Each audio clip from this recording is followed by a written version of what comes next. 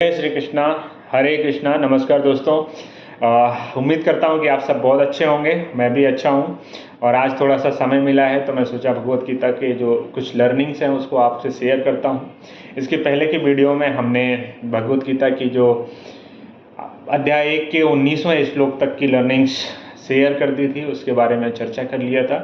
अब हम 20वें श्लोक से आगे बढ़ेंगे। 19वें श्लोक तक हमने देख लिया था कि दुर्योधन जो है वो किस तरह से पांडवों की सेना की शक्ति और कमजोरी की एनालिसिस करता है और अपने आचार्य द्रोण को बताता है, और कौरव सेना की जो क्या शक्ति है और क्या वीकनेसेस है उसकी एनालिसिस करता है और आचार्य द्रोण को बताता है। जो इस दौरान जो दुर्योधन का डर था, वो जो कौरव सेना के सेनापति थे पितामह भीष्म, उनको समझ में आ गया था। तो उसके डर और संशय को दूर करने के लिए पितामह भीष्म ने सिंह की गर्जना करता हुआ अपना शंख बजाया, और जैसे ही पितामह भीष्म ने अपना शंख बजाया उसके बाद कौरव और पांडव सेना के जो दूसरे महारथी योद्धा थे उन लोगों ने भी अपने अपने शंख बजाए, और शंख बजाते ही औपचारिक रूप से युद्ध का ऐलान हो गया। और औपचारिक रूप से युद्ध के ऐलान होने के बाद अब अर्जुन का जो रोल है, अर्जुन क्या करता है, वो बहुत इम्पोर्टेंट है। जैसे फिल्मों में जो मैक्सिमम जो कैमरा होता है वो किस पे होता है, जो हीरो होता है। तो इस महाभारत युद्ध के जो नायक, मेन नायक थे, सबसे बड़ा नायक वो अर्जुन था कृष्ण के बाद। कृष्ण तो एक्टिवली इस महाभारत युद्ध में पार्टिसिपेट नहीं कर रहे थे, वो सारथी के रूप में थे, लेकिन जो योद्धाओं में थे वो सबसे बड़ा नायक जो था वो अर्जुन था। और अर्जुन के चरित्र से हमको बहुत कुछ, अर्जुन कृष्ण के चरित्र से बहुत कुछ चीज़ें हमको सीखने को मिलती हैं, और वो सीख जो है हमें पर्सनल और प्रोफेशनल दोनों ही जीवन में महत्वपूर्ण होती है। तो इसलिए, और ये सारा जो दृष्टांत है, ये संजय जो महाराज धृतराष्ट्र के सारथी थे वो धृतराष्ट्र को राजमहल में सुना रहे हैं, क्योंकि संजय को दिव्य दृष्टि मिली थी। तो संजय का जो कैमरा है अभी अर्जुन के ऊपर आया है, तो अर्जुन का एक्शन क्या होता है उसके बारे में जानते हैं। अथ व्यवस्थितान दृष्ट्वा धृतराष्ट्रान् कपिध्वजः प्रवृत्ते शस्त्र संपादे धनुर्धम्य पांडवा ऋषिकेशं तदा वाक्यम इदं महामहीपते। यहाँ पे अर्जुन जो है जिस रथ पे सवार था उसमें भगवान हनुमान की ध्वजा अंकित, हनुमान द्वारा अंकित जो हनुमान जी की ध्वजा लगी हुई थी। तो भगवान हनुमान जो है वो स्वयं अर्जुन के रथ में विराजमान थे। भगवान स्वयं श्री कृष्ण स्वयं उनके सारथी थे। तो अर्जुन का जो रथ था वो बहुत ही दिव्य और अलौकिक रथ था। उस पर विराजमान अर्जुन जो है खड़ा होता है और अपना गांडीव निकालता है, शस्त्र का संधान करता है और सामने धृतराष्ट्र के पुत्रों को देखता है। फिर उसके दिमाग में आता है कि हमको सेना के बीच में जाना चाहिए और दोनों सेनाओं को देखना चाहिए, क्योंकि वो बहुत बड़ा, सबसे बड़ा योद्धा था और निर्णायक होने युद्ध करने वाला था। तो इसलिए उसका अधिकार भी बनता है कि वो जाके पूरी तरह से आकलन कर सके कि कौन कौन लोग जो हैं उसके सामने युद्ध करने के लिए उपस्थित हुए हैं। तो वो कृष्ण को कुछ ये शब्द कहते हैं। अर्जुन उवाच सेनयोरुभयो मध्ये रथम अस्थापय में अच्युता यावदेतान् निरीक्षेऽहं योद्धुकामान् अव्यवस्थितान् कैमया सा योद्धव्यम् अस्मिरन्न समुद्यते। बोलता है कि हे अर्जुन श्री कृष्ण बोलता है हे अच्युत। कृष्ण को यहाँ अच्युत शब्द से संबोधित करता है। अच्युत वो होता है जो अपने भक्तों पे स्नेह लुटाता है, जो अपने भक्तों से प्रेम करता है।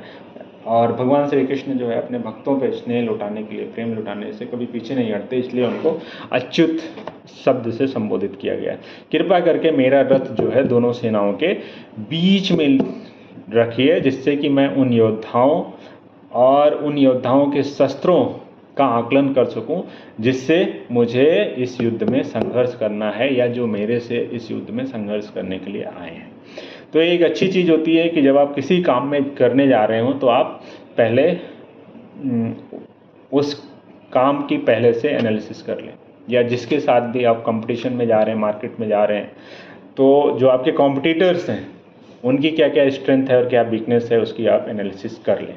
तो अर्जुन भी यही करने की कोशिश कर रहा है। दुर्योधन ने पहले किया, अभी अर्जुन ये कर रहा है। पहले श्लोक में हमने देखा कि कपिध्वजा, एक ऐसा शब्द आया है कपिध्वजा। अर्जुन के रथ पे जो कपि भगवान हनुमान थे उनका ध्वजा लगी हुई है। भगवान हनुमान ध्वजा के रूप में स्वयं उनके रथ पे विराजमान है। तो क्या हुआ, जब महाभारत का युद्ध खत्म हो गया तो अर्जुन को एक अहंकार आ गया कि इस युद्ध में मैं विजयी रहा और सारे योद्धाओं को हमने धूल चटा दी। तो उसके अभिमान को देखा श्री कृष्ण ने, तो उनको लगा कि नहीं, अभिमान होने के बाद आदमी जो है वो बेकार हो जाता है। तो उसका अभिमान को दूर करने के लिए हनुमान जी को श्री कृष्ण ने आदेश दिया कि हे हनुमान जी, आप अपनी ध्वजा हटाइए इस रथ से। और जैसे ही वो ध्वजा हटाते हैं तो अर्जुन का रथ जो है विखंडित हो जाता है, आग लग जाती है और टूट टूट के छिन्न भिन्न हो जाता है। तो अर्जुन पूछता है कि ये क्या माया है कृष्ण से। तो कृष्ण उसको समझाते हैं, हनुमान जी उसको बताते हैं ये माया नहीं है, तुम्हारा रथ जो है अंगराज कर्ण ने पहले ही भस्म कर दिया था। वो तो हनुमान जी की शक्ति और मेरी माया की वजह से जो है ये सुरक्षित था युद्ध के अंतिम दिन तक, अदरवाइज ये कब का ख़त्म हो गया था। तो कहने का मतलब इसमें एक सीख ये है कि आप कितनी भी ऊंचाई पे चले जाएं और कितनी भी सक्सेस आप पा लें, लेकिन आपको अभिमान जैसे ही करेंगे तो वो आपका डाउनफॉल शुरू हो जाएगा। तो अर्जुन को अभिमान ना हो इसलिए उसका समय समय पे भगवान श्री कृष्ण अभिमान दूर करते थे, क्योंकि अर्जुन जो है भगवान श्री कृष्ण के शरण में था। तो इससे एक सीख ये भी मिलती है कि आपको अपने इष्ट देव या भगवान की शरण में हमेशा रहना चाहिए, जिससे कि आप कभी भी ऊपर या आपके अंदर दूषित तरह के विचार आएँ तो वो आराम से भगवान दूर कर सकें। आपके अंदर अभिमान या दूषित क्वालिटीज़ हैं जिसकी वजह से आपका डाउनफॉल शुरू होने वाला है, तो वो आराम से दूर हो जाए, तो आपके अंदर विनम्रता बनी रहेगी।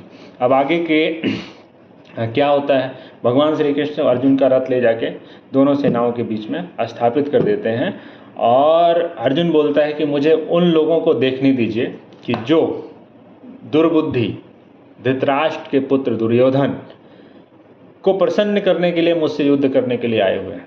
तो यहाँ पे दुर्योधन को वो दुर्बुद्धि बोलता है। दुर्बुद्धि इसलिए भी बोलता है कि दुर्बुद्धि बोलना जायज़ भी है, क्योंकि उसको भगवान श्री कृष्ण ने ऑफ़र दिया था कि 5 गांव पांडवों के लिए दे दो और पूरा तुम अपना रखो, राजपाट करो, ऐश करो। लेकिन उसने ये भी नहीं माना क्योंकि वो बुद्धिहीन था।